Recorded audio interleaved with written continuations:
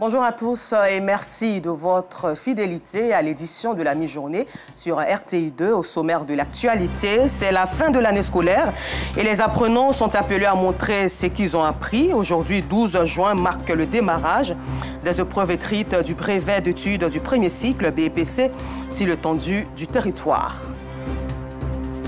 Et puis hors de chez nous en Italie, l'ex-premier ministre Silvio Berlusconi est décédé à 86 ans. Encore merci d'être en notre compagnie sur RTI2. Pour les examens à grand tirage, les épreuves écrites du brevet d'études du premier cycle BEPC ont débuté ce lundi 12 juin et prendront fin le vendredi 16 juin 2023 en Côte d'Ivoire avec 500 777 618 candidats, dont 289 509 garçons et 288 109 filles. Les résultats seront proclamés le 5 juin prochain. Maïssa Kogay.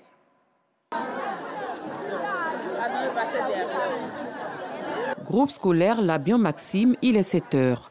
En file indienne, les candidats au brevet d'études du premier cycle BEPC sont soumis à un contrôle minutieux avant d'accéder à l'établissement.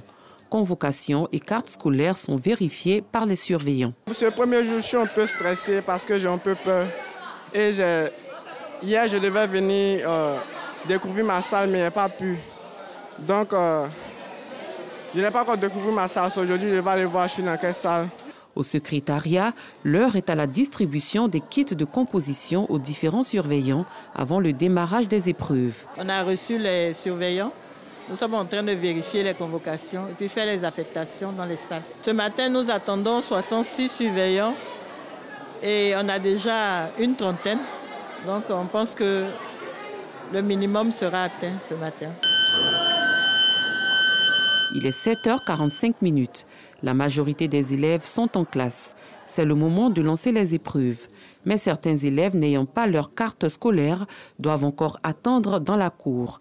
C'est la panique pour les uns et le stress pour les autres. On n'a pas de carte scolaire à l'école. Et on nous dit pour avoir accès à la salle de composition, il faut avoir ta carte. Pour l'instant, on ne sait pas d'abord si c'est composé ou pas. Pour ce qui est des règles de composition, la présidente du centre a reçu des consignes fermes. Mais avant toute décision, elle doit contacter sa hiérarchie. Bon, je vais essayer de le joindre pour voir s'il peut tirer, pour ne pas pénaliser les enfants. Ces candidats regagnent les classes, mais avant, ils doivent remplir des fiches. Autre commune, autre centre de composition. Au collège Saint-François II de Yopougon, l'ambiance est plutôt calme. Dans les classes, la première épreuve est presque terminée. Une occasion pour le président du jury de coller des stickers sur les copies. Nous composons dans la composition française. J'ai choisi texte argumentatif parce que je crois que c'est ça que je peux bien faire. Par rapport à le résumé, je comprends, mais c'est un peu compliqué pour moi. C'est pour ça que j'ai pris texte argumentatif. Nous avons 557 élèves au BPC et 194 au test d'or. J'ai vu déjà 3 absents. À l'infirmerie, un cas de maladie est signalé. Elle a fait un début de palu. Elle a pris ses médicaments ce matin, mais à cause du stress, je pense que ça va aller. Je vais la garder parce qu'elle vient de prendre 2 comprimés encore. Donc j'attends un peu pour voir son état. Pour la session 2023, au total, 577 618 élèves prennent part à cet examen. Les compositions durent 2 jours à compter de ce lundi. Les résultats sont attendus le mardi 5 juillet prochain. Bonne chance aux candidats. Ce 12 juin marque aussi la journée mondiale contre le travail des enfants, instituée depuis 2002. Et cette célébration mobilise les gouvernements, les employeurs et toute la société afin d'attirer l'attention sur l'étendue du problème et aboutir à des actions concrètes devant être mises en œuvre pour y faire face. Et retour en Côte d'Ivoire pour les dossiers de l'A2. S'il y a un véritable calvaire, une souffrance atroce auquel sont soumises les populations de Kouibli, ville située dans la région du Guémon à l'ouest de la Côte d'Ivoire, c'est bel et bien la dégradation est très avancée des routes dans tout le département. Kouibli, il faut le souligner, selon les élus et cadres de cette localité, le grenier de l'Ouest avec une forte production de produits vivriers, mais aussi des produits industriels tels que le café et le cacao. Malheureusement, Kouibli ne bénéficie pas de bitume pour évacuer avec quiétude et sérénité les produits de consommation de première nécessité.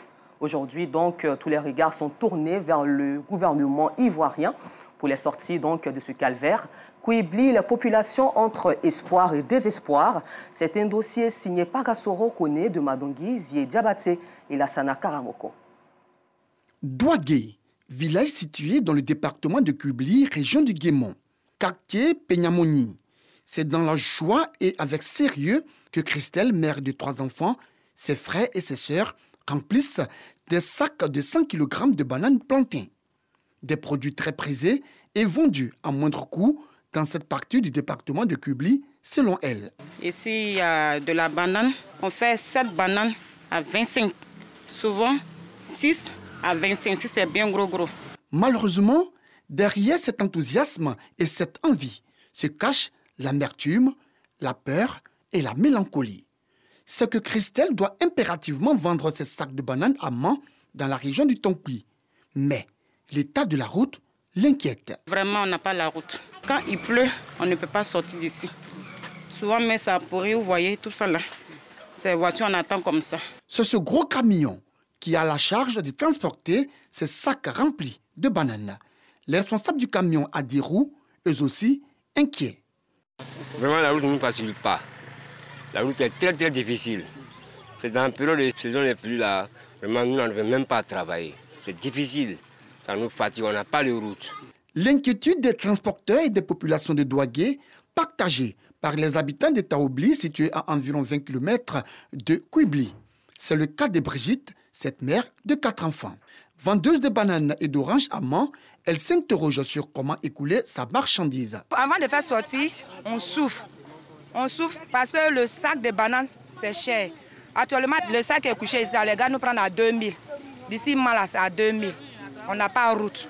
Dans le Guémon, il n'y a pas que de produits vivriers. On y trouve également des produits industriels, le café, le cacao, entre autres. Des produits d'exportation qui, selon Aboulay, président de la coopérative simplifiée Barakadi de Taobli, ont des difficultés à être écoulés dans les différents ports du pays du fait du mauvais état de la route. Le cacao, ça produit beaucoup. Par an, même si je n'ai rien fait, je peux faire 2000 tonnes, 3000 tonnes. Mais ce qui est en train de nous fatiguer, c'est la route seulement. Même avant-hier, mon camion là, ici, à Fakobil, il a fait apprendre, il a dépensé presque 800 000. Voilà, on n'a qu'à faire notre route là, jusqu'à pour aller sauter à Cherla. Comme ça, seulement, ça nous lance.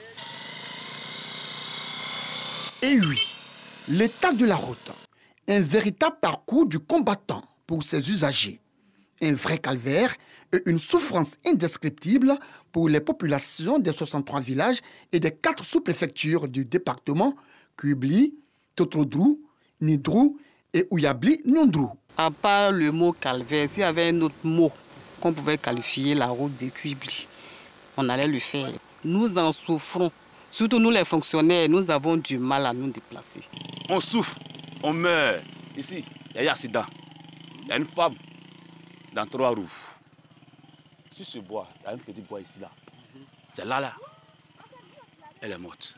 Chez moi, au village, mais j'étais étonné de payer 5 registres de bananes à 500 francs. Pourtant, en allant à part d'Aloa, les mêmes 5 registres de bananes n'ont pas de 5 000. Vous voyez, ils ont un régime à 1000 francs. Vous comprenez? Et tout ça, c'est un problème de route. Une situation qui exaspère certains habitants qui appellent à l'unité des élus et cadres pour amorcer le développement de leur département. Le message que je peux lancer ce matin, c'est de demander pardon à nos frères cadres du Guémon et surtout du département de Kubli, de se mettre ensemble, aller voir notre papa, le président de la République, afin qu'il vienne nous faire sortir de ce calvaire. À Kubli, s'il y a une zone qui effraie le plus les populations, c'est bel et bien l'entrée de la sous-préfecture de Totrodrou.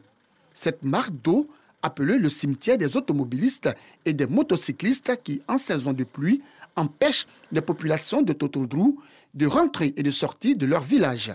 La fourgonnette de Donatien, commis livreur dans une société de livraison, en a fait les frais.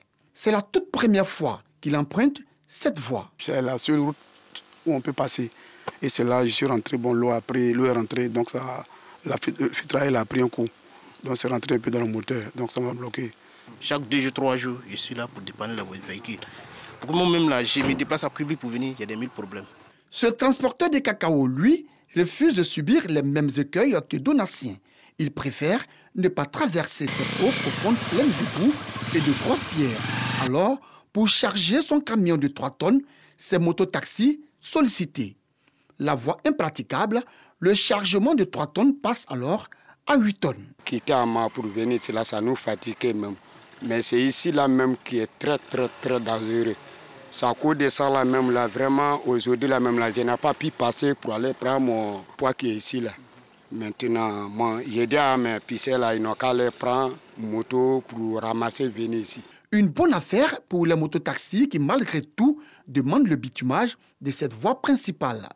Je veux que la route de mon village soit propre, publiquement soit propre, soit bien goudronnée. Exténueux de vivre chez eux sans une petite couche de bitume, tous ont désormais le regard tourné vers l'État de Côte d'Ivoire. Je demande pardon au chef de l'État, vraiment pour faire notre route, pour qu'on puisse faire circuler notre marchandise. Il y a manger à Taoubli ici, mais il n'y a pas de route pour faire sortir. On veut boudron. Ce n'est pas forcément les routes comme ça, mais c'est boudron nous on veut. On commence à entendre qu'ils vont faire la voie bientôt. Bon, moi, j'ose croire que c'est vrai. De vous à moi, si d'aventure, et je suis sûr que le président de la République passe à nous, il pense déjà à nous, nous avons le goudron à Kubli, ce problème de vie chère là, c'est à régler. Si la population, elle, sollicite l'aide du chef de l'État, des cadres de la région sont, eux, optimistes quant au début très prochainement des travaux de bitumage à Kubli. Parmi eux, Bailly Antoine, président des cadres de ce département. Par ailleurs, commandant de douane qui ne manque pas de se rendre à la moindre occasion chez lui à Bao, son village. Objectif, assurer ses parents quant aux actions de développement du président de la République, Alassane Ouattara. Je me remercie toujours à venir au village pour dire aux parents de se calmer que le président de la République va faire la route. Et j'ai la ferme conviction que dans peu de temps, on va poser la première pierre de ces tronçons-là. Parce que quand le président dit quelque chose, il le fait. Hein. Oui. Ce que nos parents doivent quand même mettre en tête, on peut être le premier à être servi, mais le dernier là, peut être plus servi que le premier.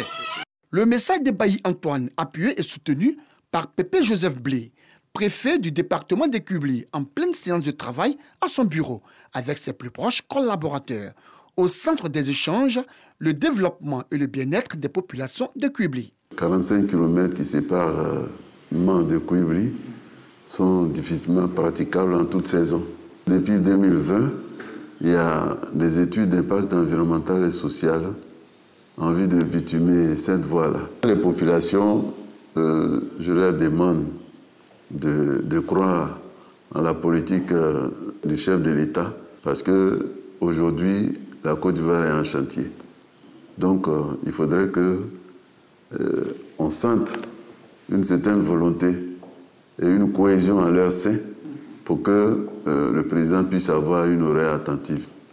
Le temps d'une solution, autorités administratives et coutumières, chefs de village, élus, cadres, filles et fils de Kubli croisent les doigts. Tous ont espoir de voir les rues et ruelles de leur département connaître un jour une couche de bitume pour le bonheur de l'ensemble des populations. Espérons juste qu'une solution soit trouvée pour le bonheur des populations de Kubli. Un reportage de Pagasoro Koné de Madongui à revoir sur RTI Info. Retour à Abidjan où 185 mm de pluie se sont abattus sur la commune de Yopougon dans la nuit du samedi 10 au dimanche 11 juin. Une quantité de pluie qui a causé des pertes en vie humaine. 5 individus d'une même famille ont perdu la vie. Il s'agit d'un homme, son épouse et leurs 3 enfants. Le drame s'est produit au quartier Millionnaire Extension dans la commune de Yopougon. En présence de Nour Sangaré, le gouvernement ivoirien, de par son ministère de tutelle, était au chevet des victimes pour leur apporter assistance et surtout les sensibiliser sur les risques liés à demeurer coûte que coûte dans ces zones à risque. Ils sont donc priés d'évacuer les lieux. Hors de chez nous, l'ancien Premier ministre italien Silvio Berlusconi est décédé ce lundi matin à l'âge de 86 ans à l'hôpital San Raffaello de Milan. Et pour terminer, l'Ukraine a annoncé la reconquête hier dimanche de 3 villages dans la région orientale de Donetsk. Les premiers gains territoriaux obtenus à la suite des actions de contre-offensive évoquées par la veille plutôt par le président Volodymyr Zelensky. Encore merci à vous et bonne suite au programme sur RTI2, la chaîne la plus proche des populations. L'information revient à 19h30.